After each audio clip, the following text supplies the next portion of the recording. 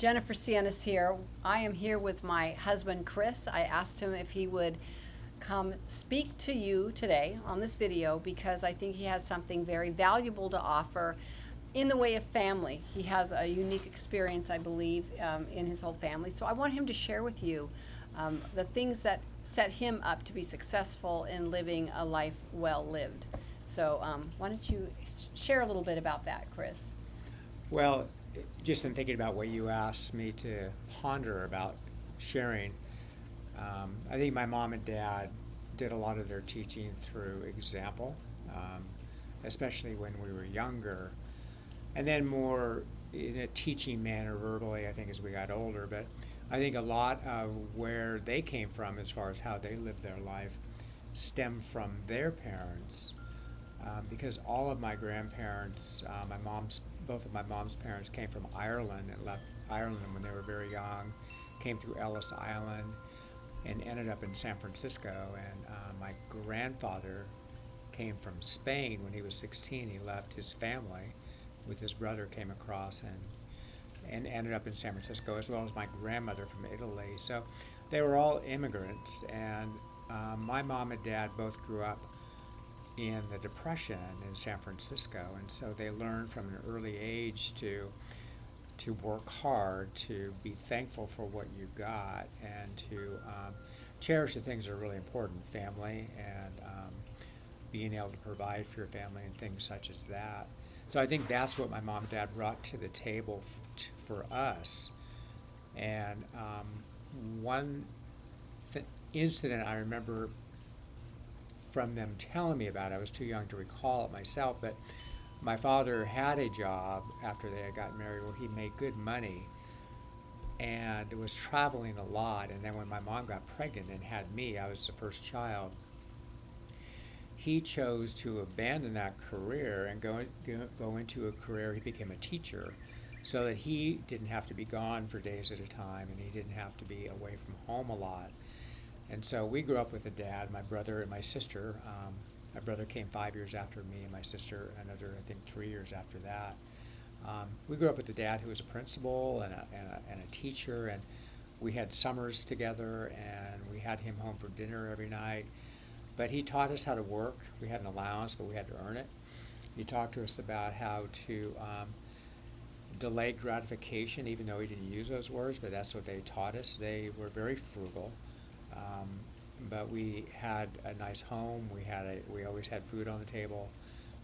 Our vacations were camping and road trips. We never went on exotic vacations. But by the time my mom and dad retired, they had been frugal enough to afford themselves a lifestyle that was quite different. They were able to start traveling. They were able to do the things they wanted to do. They helped their kids financially when we needed help. So it really, I think, set an example for us about how to be appreciative of what you get, how to work hard, how to be generous. I think all those things came from their modeling of that and then their teaching of that as we got older. And to this day, my mom and dad are both gone now. They've been gone a number of years, but my brother and my sister and I both, I think, have carried those values on to the way we are today. I mean, Jennifer often teases me about being cheap, but I do. I've tried to reframe it to say, hey, it's frugal, but A good steward of what he's been given. good steward. And you know what? We are finding ourselves, especially as we get older, being more and more interested in looking for ways to be generous in ways that count, and looking for what's going to affect eternity, if you will. When you think about what you want to do with your resources, your time, your money, of course, and your Talents. Your what? Talents. Your Talent. giftings. Thank you. We have Talents. giftings that we should be also trying offering. to live more intentionally, and it just seems like the older we get, the more I want to do that. My father actually, when he was in his 80s, was beginning to get kind of depressed about just his lack of physical ability, because he was a very physical man. He played golf, he ran, he did all kinds of things, and he was beginning to diminish in his capacity to do things. And I gave him a book written by Billy Graham. Actually, Jennifer had recommended it. I get it for him. We get it for him. And the name of the book was, do you remember the name?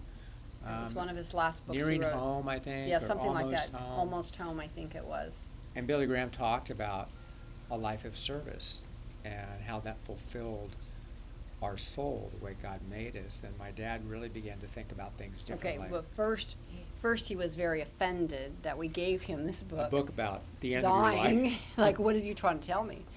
But then he read it twice. He read it twice. And for my dad, he was always a person who got involved in things, but I think his focus became at that point to be a life of service to my mom.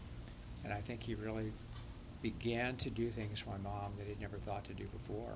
He really took really good care of her. Yeah, he took very good care of her and cherished her, and he made that very obvious to her. And so it really brought my dad out of his slump, and I think it gave him a new focus in his life that carried him all the way to the end.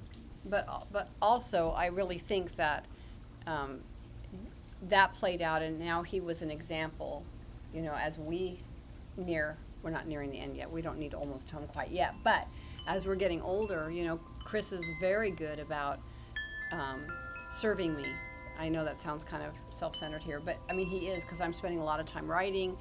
He's happy to cook. I mean, this is a man who a year ago, the idea of going to Costco with me was terrifying. Now he goes by himself and I got goes for very good everything. at pushing the basket, but to actually lead the way at Costco, it was Yeah. like, that was a big step. So he's very good about doing those kinds of things. But I appreciate, after being, most of you know that this is not my first marriage, but after being in a marriage where I had a husband who was not wise with how he spent money, which would cause a lot of stress for me.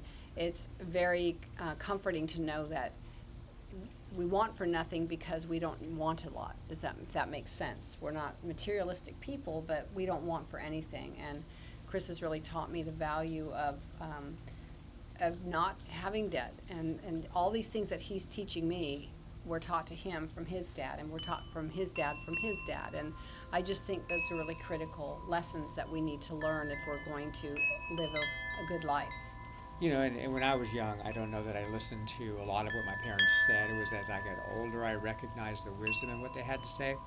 So, with us and our children, we have two, we keep trying to role model what worked Behavior. so well for us when it came to finances in particular, just trying to talk to them about these kinds of things, and and hopefully in time it will have an impact on the choices they make and what they might bring to the next generation also. So we live in such a culture of immediate gratification that I think a lot of times it gets in the way of us growing in our character, being patient and being willing to wait for things, and not always needing all those things we really thought we needed. Well, it's funny. I just did a Sunday school with I teach Sunday school with little 4 and 5-year-olds, and we had a whole thing on that God will always provide your needs. And so we talked about what needs are. What are your needs? And it turned out a lot of their needs were, well, no, that's not quite a need. That's a want. And I think people get that confused. There's a need and there's a want, and unless it's for survival, it's not really a need. So it's a good lesson to learn. Yeah. And we're still learning. We're still learning. Obviously. But I just appreciate him being willing to sit here with me. I just thought he was such a really good example of what living well is all about. I'm just so proud of him, and I'm just thrilled that I get to live this journey with him. So thank you for visiting. Don't forget to enter for the chance to win a $50 Amazon gift card, and we'll see you tomorrow. Hey, nice to meet you all. Bye. Bye.